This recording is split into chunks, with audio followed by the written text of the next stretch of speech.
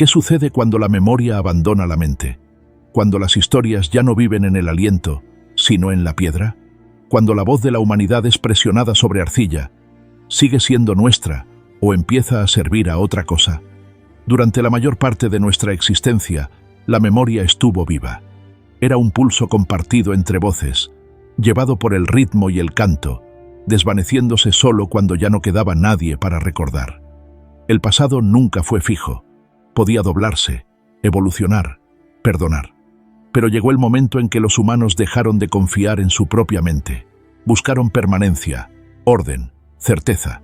Y para alcanzarlas, comenzaron a tallar silencio. Al principio, parecía inofensivo.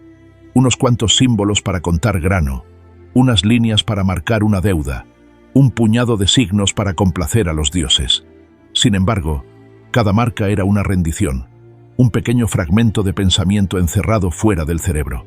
Lo que empezó como aliado de la memoria, lentamente se convirtió en su amo. ¿Inventamos la escritura para recordar? ¿O porque temíamos olvidar? ¿Dimos forma a los símbolos? ¿O los símbolos empezaron a darnos forma a nosotros? Cuando el conocimiento puede vivir sin las personas, ¿qué ocurre con quienes viven sin conocimiento? El nacimiento de la escritura fue la revolución más silenciosa de la historia. Sin sangre, sin fuego, solo arcilla, caña e intención. Pero de esos trazos simples surgió un poder mayor que cualquier arma, la capacidad de definir lo que es real. El día en que nació la escritura, la humanidad cruzó una línea invisible. Dejamos de recordar juntos y comenzamos a registrar en soledad. La escritura no nació del arte, sino de la ansiedad, del miedo silencioso de que la memoria ya no fuera suficiente. A medida que las aldeas crecieron hasta convertirse en ciudades y las cosechas en imperios, la mente humana alcanzó sus límites. Había que contar el grano, registrar las deudas, documentar los impuestos. Las palabras que viajaban en el aliento empezaron a desaparecer en el ruido de la civilización. Una promesa hablada podía negarse. Un número olvidado podía significar hambre o rebelión. Y así, en algún lugar junto a los ríos de Sumeria, los humanos comenzaron a hacer visible la memoria. Un palo presionado sobre arcilla húmeda fue la primera rebelión contra el olvido. Cada marca era un susurro de control. Este campo pertenece a ese hombre. Esta vasija de cebada se debe a ese templo. Esta carga debe llegar a esa ciudad. Pero lo que empezó como una simple comodidad práctica, pronto se convirtió en algo más profundo. Una forma de capturar la confianza. La escritura transformó obligaciones invisibles en verdades visibles. La marca en la arcilla se volvió prueba, y la prueba se volvió ley. Los primeros escritores no eran poetas ni filósofos. Eran contadores al servicio de reyes y dioses. Sus manos se movían más rápido que sus pensamientos, presionando símbolos destinados a sobrevivirlos. No escribían para soñar, sino para administrar, para registrar lo debido, lo poseído, lo que podía medirse. Era un lenguaje del poder, no de la belleza. Y sin embargo, bajo la superficie, ocurría algo extraordinario. Las tablillas de arcilla de Uruk eran más que registros comerciales. Eran la primera memoria externa de la especie humana. Por primera vez, el conocimiento existía fuera de la mente, inmune a la muerte y a la distorsión. La historia humana había encontrado su primer archivo, pero toda nueva forma de memoria trae consigo una nueva dependencia. Una vez que un pueblo aprendió a confiar en las marcas en lugar de en la mente, sus pensamientos comenzaron a debilitarse. ¿Para qué recordar si la tablilla podía hacerlo por ti? ¿Para qué escuchar al anciano si el registro guardaba la respuesta? La escritura prometió certeza, pero al mismo tiempo desmanteló silenciosamente la relación entre memoria y significado. ¿Empezamos a escribir porque queríamos recordar o porque ya no podíamos? Cuando la memoria pasó del corazón a la mano, ¿preservamos la verdad o perdimos la intimidad?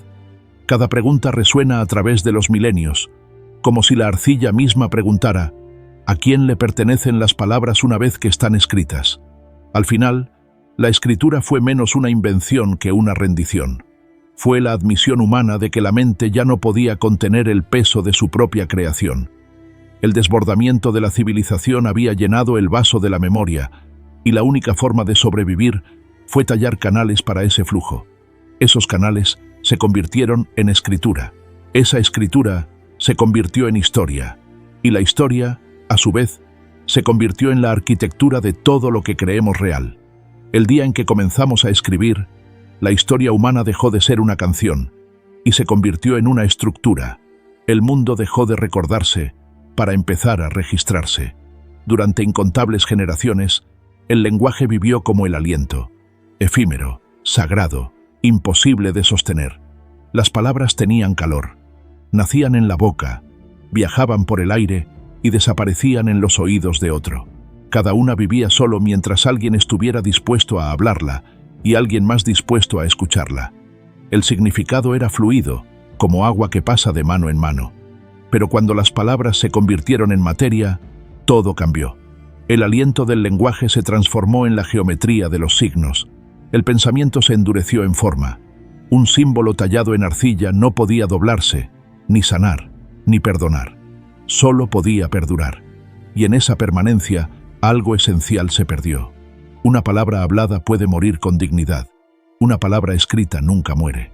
Permanece mucho después de que su hablante se ha ido, despojada de tono, de emoción, del pulso humano que le dio vida. En la arcilla y en la piedra, las palabras dejaron de suplicar comprensión.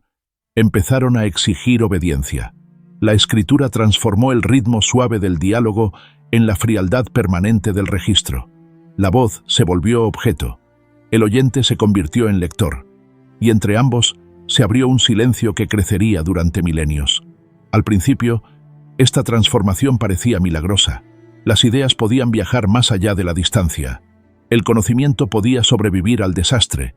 Los imperios podían hablarle a su futuro. Pero la permanencia tiene su sombra.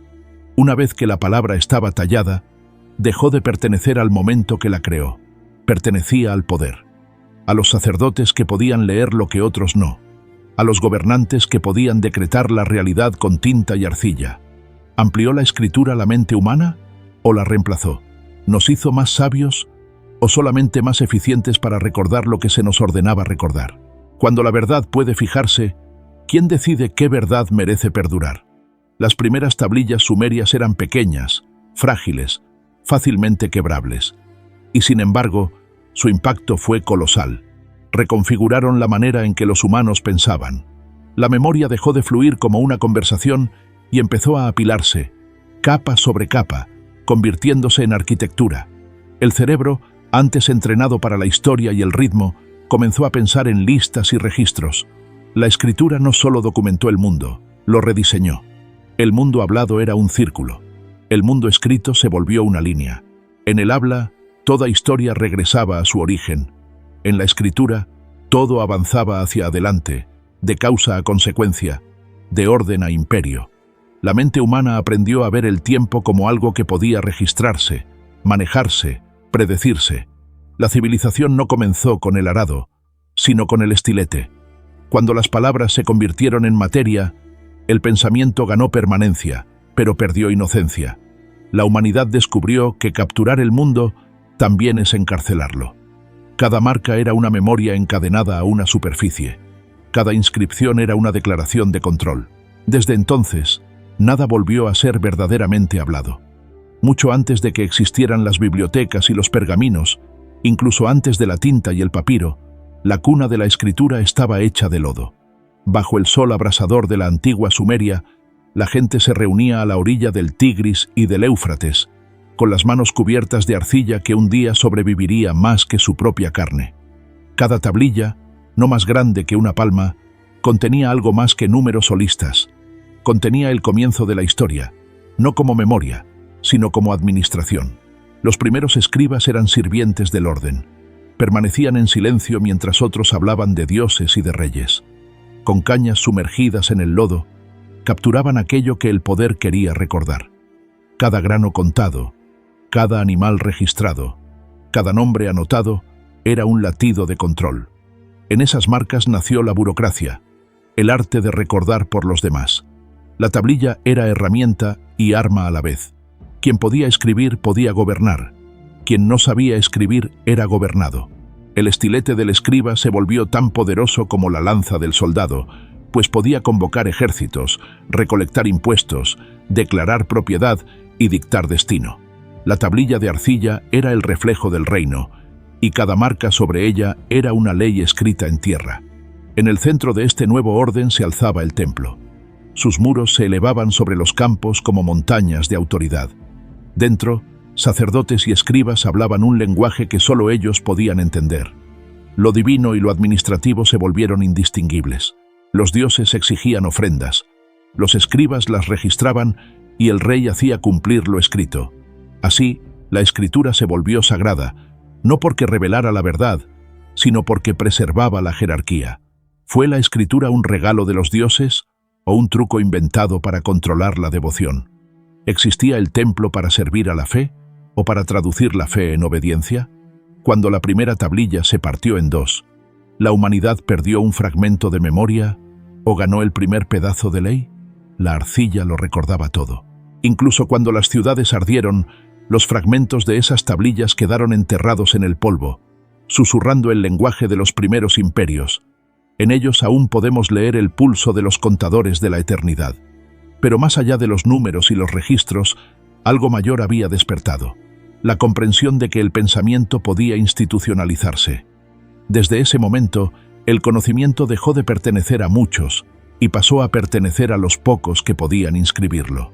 La escritura se convirtió en el súbdito más fiel de la corona, asegurando que el poder pudiera sobrevivir más allá del alcance de la mortalidad. La civilización aprendió que el estilete, o la caña, podía atar a las personas con más fuerza que cualquier cadena. La arcilla preservó la memoria, pero también la obediencia, y bajo cada marca, escondida en el peso de la historia, permanecía una verdad que aún resuena hoy.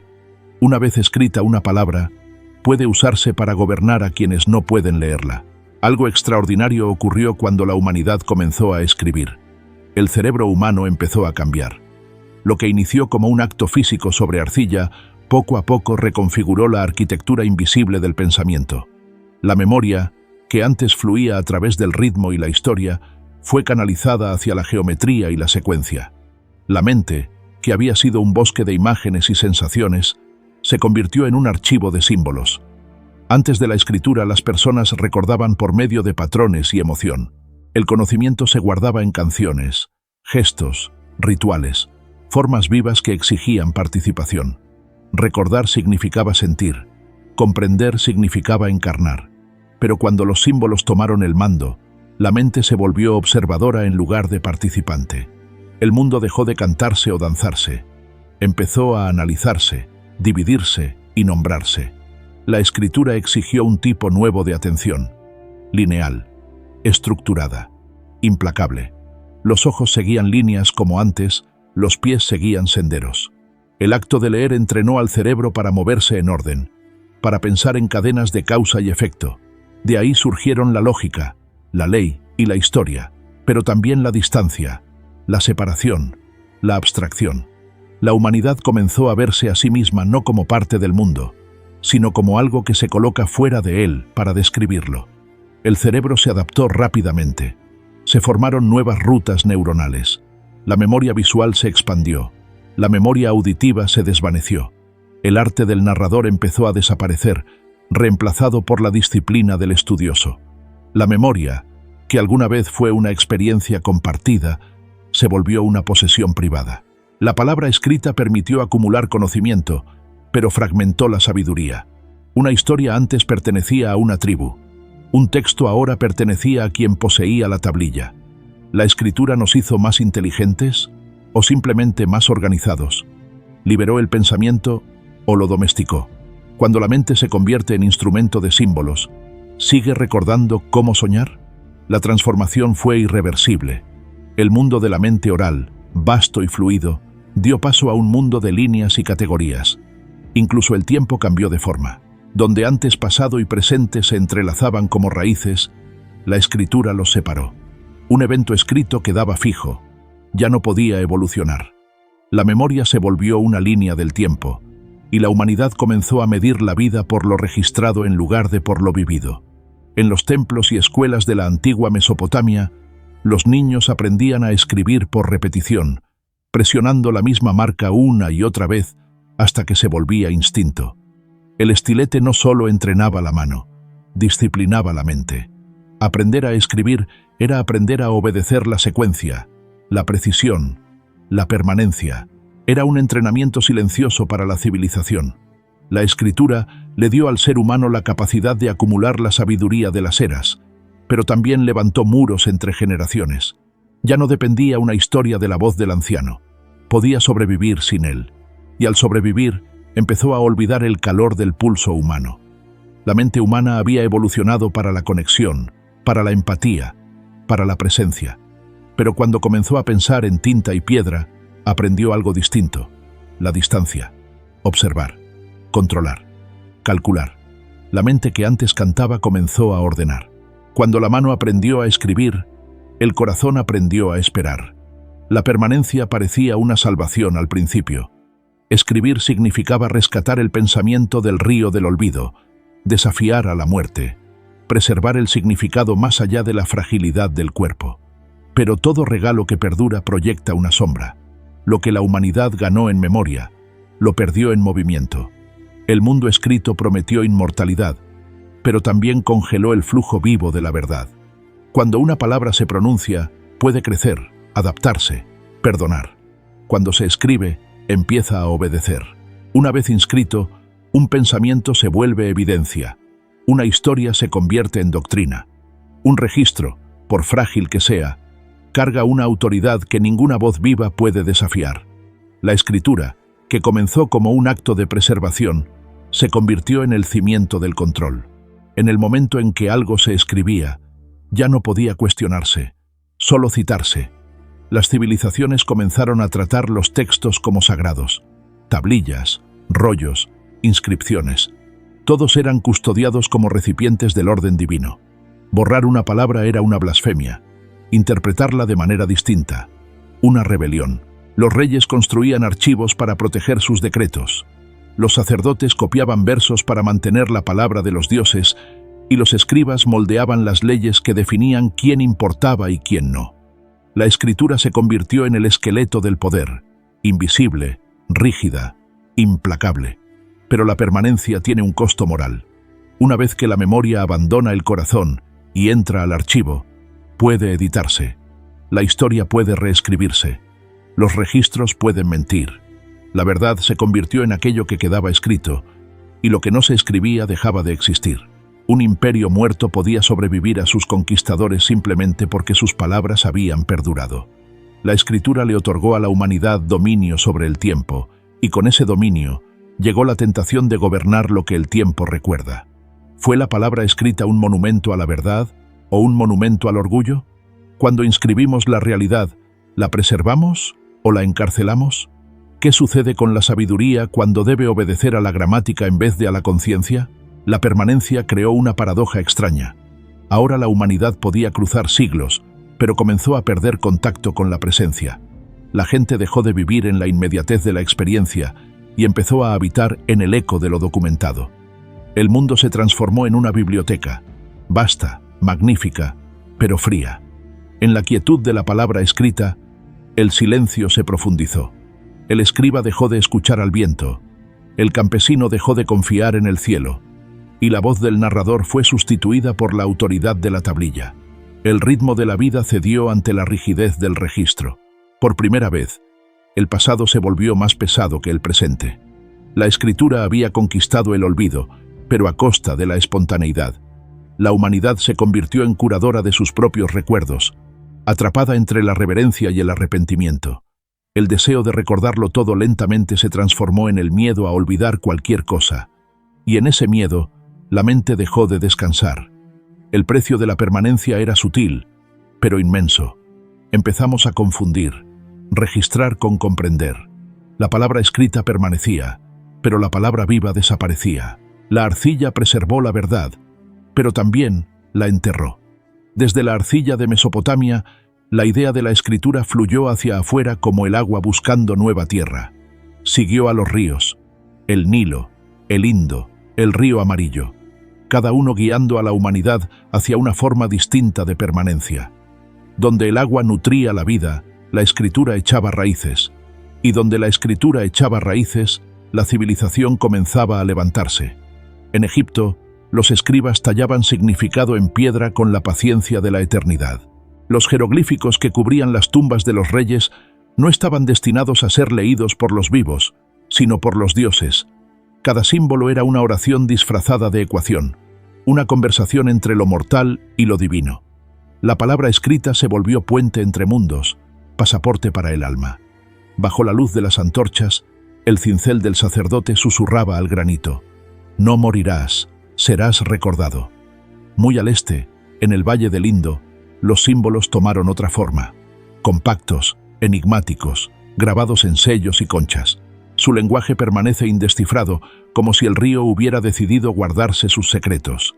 Escribir significaba comerciar, medir, organizar el pulso del intercambio humano. La escritura viajaba con los mercaderes, estampada en arcilla y piedra, llevando promesas a través de las mareas. En China, sobre huesos y caparazones de tortuga, los primeros caracteres se grabaron para hacer preguntas al futuro. ¿Llegará la lluvia? ¿Florecerá la cosecha? ¿Bendecirán los ancestros a los vivos? No eran registros de lo que había sido, sino invocaciones de lo que podría ser. Allí, la escritura no nació para recordar el pasado, sino para hablarle al tiempo mismo. Cada río moldeó su escritura, y cada escritura moldeó a su gente. Egipto escribió para la eternidad, Mesopotamia para el orden, China para el destino. Pero en todas esas corrientes fluía la misma idea: que las palabras podían sostener el mundo quieto, que los símbolos podían sobrevivir al aliento que les dio vida. La escritura convirtió al agua, la más fluida de todas las cosas, en memoria, la más perdurable. La civilización se expandió como un delta de tinta. Los imperios florecieron donde la escritura permitía que los números se multiplicaran y los mitos unificaran. Un templo podía comandar a miles, un gobernante podía hablarles a millones a quienes jamás vería. La palabra escrita transformó a la multitud en civilización, disciplinada, registrada, obediente al texto. Pero detrás de este florecimiento descansaba una rendición invisible. Los ríos que dieron nacimiento a la escritura también dieron nacimiento a los límites. La tierra se trazó, la propiedad se inscribió, la identidad se fijó. Las mismas marcas que conectaban a los pueblos también los dividían. Escribir era definir, y definir era excluir. ¿Surgió la civilización gracias a la escritura o gracias a lo que la escritura borró? ¿Habría construido Egipto sus pirámides sin la matemática del pergamino? ¿Habría perdurado China sin el silencio de sus archivos? ¿O fue la escritura misma, la promesa de permanencia, la que convenció a la humanidad de que podía desafiar al tiempo? Cuando los ríos finalmente encontraron el mar, la escritura se había convertido en el torrente vital del poder. De Babilonia a Tebas, de Mohenjo-Daro a Anyang, el pulso humano ya no latía solo en el pecho, latía en la tinta, en la arcilla, en las venas talladas de la piedra. La civilización dejó de vivirse únicamente. Empezó a documentarse. A medida que la escritura se extendió por el mundo antiguo, apareció una fractura silenciosa, una que moldearía el destino de todas las civilizaciones que vinieron después. Por primera vez, la humanidad comenzó a dividirse en dos especies de mente: quienes podían escribir y quienes no. La palabra escrita, que alguna vez fue un milagro reservado a unos pocos, se convirtió en una frontera más poderosa que los muros o las armas. El escriba y el campesino, el sacerdote y el jornalero, el gobernante y el gobernado, ya no habitaban el mismo territorio interior. Quien dominaba los símbolos podía dirigir a quien vivía de la memoria. La voz del pueblo aún llenaba el aire, pero ya no alcanzaba el archivo.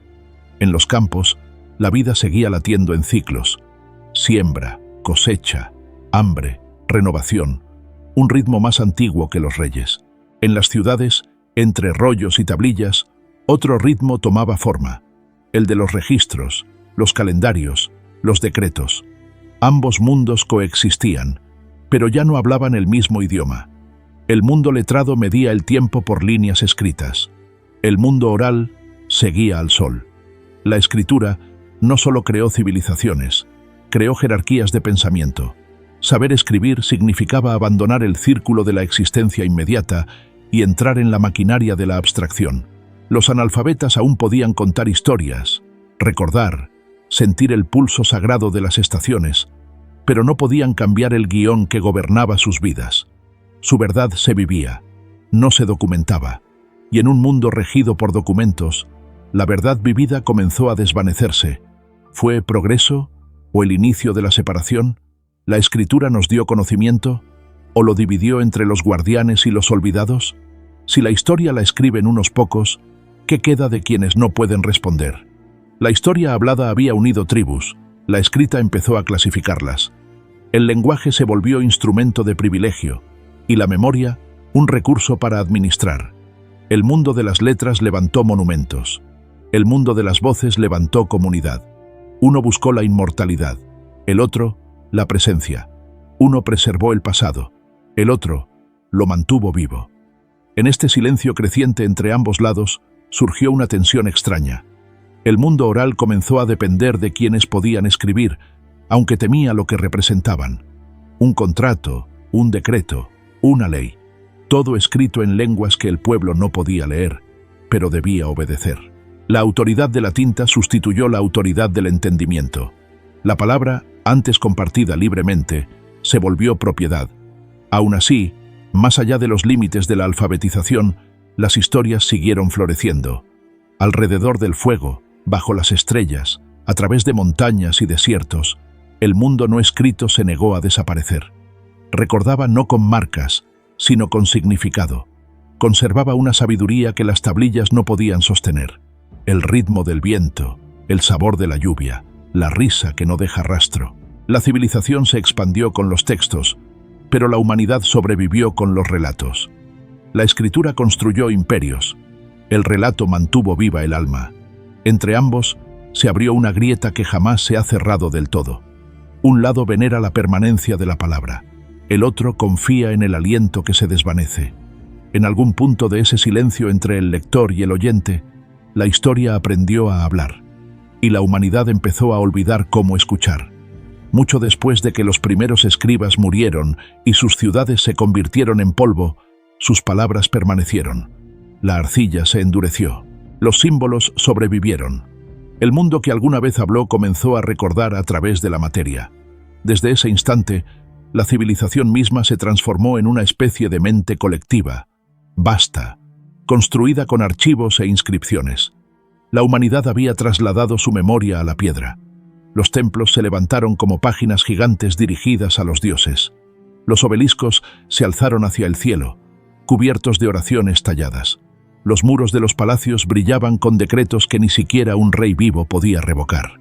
La tierra entera se volvió una biblioteca, sus superficies llenas con los pensamientos de los muertos. Cada marca era una declaración de que el tiempo podía ser desafiado, de que nada desaparecía realmente si se escribía. Pero la memoria guardada en piedra no es la misma que la memoria guardada en el corazón. No puede adaptarse, no puede perdonar. Permanece como un juez frío, inmóvil. El registro escrito se convirtió en el testigo final de lo que fue, fuera cierto o no. Grabar algo en piedra era transformar una opinión en eternidad. Reyes, sacerdotes, conquistadores, todos lo entendieron. Escribieron sus victorias sobre la tierra para que el futuro recordara únicamente su versión de la historia. ¿Inventamos la historia para comprender el pasado o para poseerlo? Cuando el nombre de un gobernante sobrevive a los gritos de su pueblo, ¿de quién es la memoria que permanece? ¿Puede un monumento decir la verdad o solo la verdad que fue creada para proteger? La memoria de piedra transformó la imaginación humana. Por primera vez, los seres humanos comenzaron a pensar no solo en su vida, sino en su legado. Construir era hablar, tallar era existir. El deseo de ser recordado se volvió tan poderoso como el deseo de vivir. A través de desiertos y montañas, las civilizaciones empezaron a competir no por territorio, sino por permanencia. La pirámide, el zigurat, la estela, todas eran oraciones escritas en arquitectura. Y aún así, mientras las piedras hablaban, el silencio se profundizaba. Cuanto más registraba la humanidad, menos recordaba cómo escuchar. Las inscripciones hablaban de reyes y guerras, de dioses y leyes, pero rara vez mencionaban los corazones comunes que las construyeron. El pasado escrito se volvió un museo de triunfos, no un espejo de verdad. La memoria de piedra era precisa, pero no completa. Aún así, esas piedras lo cambiaron todo. Se convirtieron en el fundamento sobre el cual podía medirse el tiempo. Enseñaron a la humanidad a verse como una continuidad, a imaginar pasado, presente y futuro como capítulos de una sola historia. La escritura dio nacimiento a la historia, y la historia dio nacimiento a la identidad. El mundo dejó de existir solo en el momento, empezó a existir en narrativa. La memoria de piedra es la razón por la cual aún podemos oír la voz de civilizaciones hace mucho desaparecidas. La tablilla de arcilla, la estela tallada, la tumba grabada, cada una es un fragmento del primer sueño humano de eternidad. Y sin embargo, todas susurran la misma verdad. Todo lo escrito acaba siendo ilegible. Todo lo registrado, tarde o temprano, vuelve al polvo. La memoria de piedra no nos protege del olvido, solo lo retrasa. Cada civilización creyó que podía derrotar al olvido. Cada imperio grabó su nombre en piedra. Cada erudito llenó sus rollos. Cada sacerdote recitó palabras sagradas como si el lenguaje mismo pudiera impedir que el mundo se desvaneciera. Pero el tiempo tiene un don cruel. Recuerda cómo olvidar. Las ruinas de Nínive aún susurran en cuneiforme quebrado. Los muros de Tebas aún conservan oraciones medio borradas. Las tumbas de los emperadores aún repiten títulos que nadie puede leer. La humanidad aprendió a registrarlo todo, pero no a comprender lo que significa recordar. La escritura nos dio memoria, pero también su peso. Una vez que las palabras no podían morir, empezaron a acumularse. Llenaron templos, archivos, bibliotecas, luego pantallas y nubes digitales. La memoria se volvió un océano sin orillas. Aprendimos a preservar todo, excepto el silencio. Recordamos tanto que olvidamos cómo soltar. Cuando los primeros escribas presionaron sus marcas sobre arcilla, creyeron que estaban salvando la verdad. Pero la verdad no es algo que pueda almacenarse. Debe vivirse, respirarse, renovarse. En el instante en que se fija, empieza a decaer. El registro no protege la verdad, la embalsama. Escribimos para recordar o para demostrar que existimos. ¿Preservamos el mundo o lo encarcelamos dentro de nuestros símbolos? Cuando recordar se vuelve más pesado que olvidar, ¿qué queda de nosotros? El poder de la escritura nunca estuvo solo en lo que capturaba, sino en lo que reemplazaba. Dejamos de confiar en la memoria, en los ancianos, en la experiencia. Aprendimos a confiar en el registro, y cuanto más confiamos en él, menos confiamos en nosotros mismos. Los antiguos escribas construyeron las primeras bases de datos del alma humana. Hoy, su legado ha evolucionado en algo ilimitado. Discos duros, nubes, algoritmos, cada uno descendiente de la arcilla. Sigue guiándonos el mismo impulso, el terror a la pérdida, el hambre de permanencia, la ilusión de que si lo registramos todo, podremos controlarlo. Pero memoria sin significado es solo ruido. Conocimiento sin sabiduría es solo peso. Cuanto más almacenamos, menos llevamos dentro. Cuanto más escribimos, menos sentimos. La humanidad, orgullosa de haber vencido al tiempo, ahora se ahoga en su propio reflejo. Quizás la pregunta nunca fue cómo recordar, sino qué merece ser recordado. El día en que nació la escritura, la humanidad ganó una nueva forma de sostener el mundo, y perdió la capacidad de sostenerlo con ligereza. Nuestras palabras se convirtieron en monumentos, nuestros monumentos en espejos, y en esos espejos encontramos no la inmortalidad, sino el eco inquietante de nuestro propio olvido. Cada letra que escribimos es una oración contra la desaparición. Pero quizá la memoria más verdadera no es la que se talla en arcilla o se guarda en código. Es la que desaparece con nosotros, la memoria que vive solo mientras es amada.